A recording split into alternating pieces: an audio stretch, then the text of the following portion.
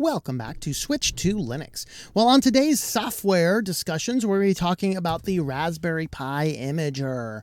Yes, this is the very thing that I'm like, hey, I want to see noobs. I don't want to necessarily use the Imager. Why? Well, there's telemetry built into it. There's one reason. I would prefer to have one download. Maybe I have to re-download it once in a while, but I'd prefer to have one download and just be able to image that onto a card, albeit I will certainly admit Raspberry Pi Imager is exactly the direction I think Linux distributions should go. So I think that maybe I need to lay off of it a little bit because it is a software package that allows you to insert the card, select what you want on the installation media, and click a button, and it will download, verify, and install it to the card. I do wish that many more Linux distributions did approaches like that. I believe Fedora either has or is working on that, and Tails has that, and there's a few other distributions I've heard of that have similar things. So this is the Raspberry Pi Imager, and it does accomplish this, and I have to say, after using it a little bit, I do like it. I still do wish that they did use Noobs a little bit, and I know some people were saying, well, Noobs just doesn't exist anymore. They took that out so they could use that, and that's simply not true. It is available over on their GitHub page, github/raspberry-pi/noob/releases. This is actually a little out of date. There's actually a list of noobs from a Japanese resource. They actually have a noobs going back to only a week ago. And my guess is that this fixes noobs with revision 1.2, and they just have been very quiet about it. But yeah, you can actually get over here and download every single copy of Noobs. You can grab the same thing over here as well from the GitHub page. There is another list that is directly from the Raspberry Pi group that is similar to this one here. I could not find it. It is hard to find, and that's why I wish that they would make all of these methods available for download. So of course, if you head on over to Raspberry Pi's site, this is the Imager that we're going to be talking about. You can still download the IMGs and manually install them. So here's Raspberry Pi for PC. Let's see, Raspberry Pi desktop for PC and Mac. Oh, interesting. I didn't know they had that. That's fascinating. But you can come over here, and here is the desktop legacy 64-bit Pi OS. And then we have the desktop, and that's pretty much all we have on the main site. But if you go ahead and use the Imager, you can get a ton more options, and we're going to show you what those are when I go over and use my I have this. I don't have this installed on Linux Mint because this sudo apt install RPI Imager, it generally doesn't work. This is to install it on Raspberry Pi OS. This isn't Debian. This isn't Ubuntu.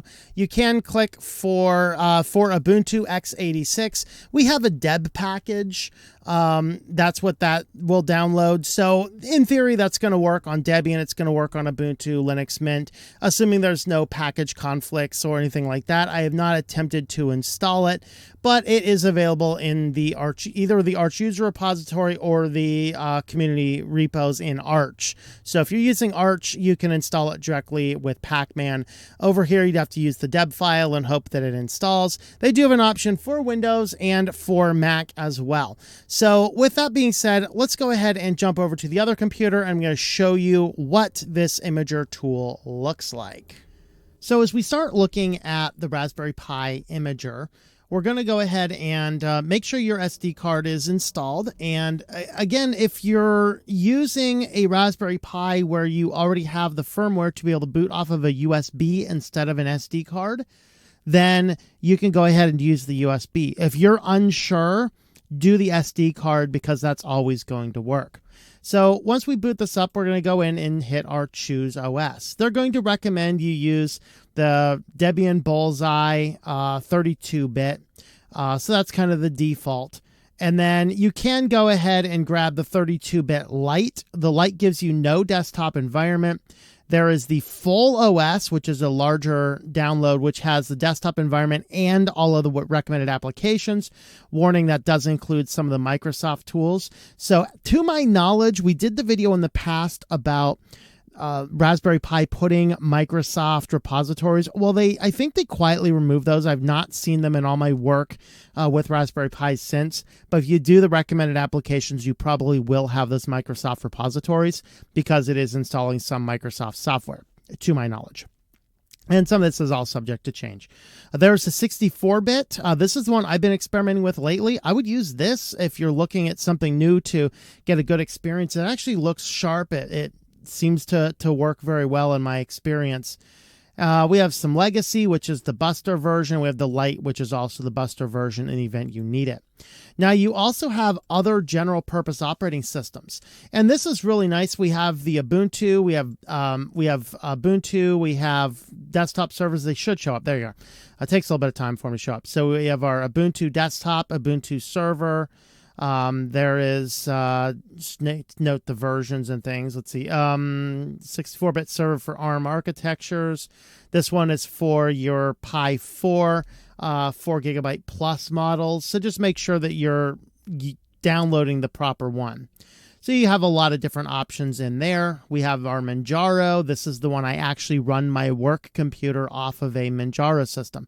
Note, once you get in here, it does take some time. I'm currently using Plasma. I think Plasma slows it down a little bit. I would recommend doing the XFCE instead. There is Minimal. There's GNOME, Sway. We have Aperdis. I'm not familiar with this particular one. That'd be a fun one to look into. See if that info gets me anything. It just pulls up website. I don't want to do that. And then here's Risk OS. So Risk is another OS, which I believe they're actually coming out with some of their own boards as well. You can do that. So we have a 3 Plus. We have a 4B, 400 Rev 1.0 compute model. Take note of your revision models as well. That is where I've had some previous issue. We also have media players, so LibreLec, OSMC. I use OSMC personally. If I were doing it now, I might look at LibreLec instead, although it might require some testing.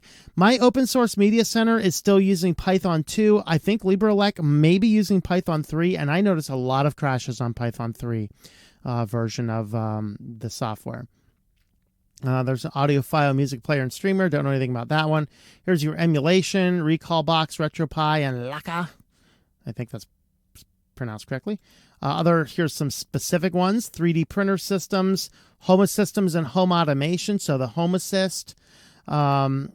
We have InfoBeamer, signage, turn your Raspberry Pi into a digital signage display or video wall.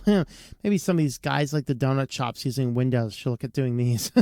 Full page OS, display a full page browser and a boot kiosk mode. That's pretty cool. So there's a lot of cool applications that you have for some of these. And then you have your various different systems.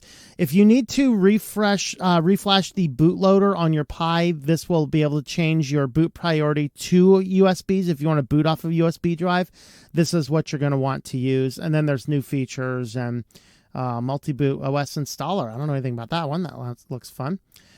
We can erase it, and then we can also come in here and you can use any IMG from your computer to install. What we're going to do here is going to go ahead and I'm just going to grab something that's super light. Let's grab the OS Lite just because it's the smallest download size, and hey, I have metered bandwidth. So you're going to choose your storage. I only have one storage in here, and this is the old version of my Manjaro, my old backup. And I don't know, should we actually kill it or not? I don't know. Basically push write. It's going to download and write the thing to it. I might not push that. Just keep this as a backup in case something goes wonky with my current build. But I did want to bring your attention to the settings. This is something that is fairly new.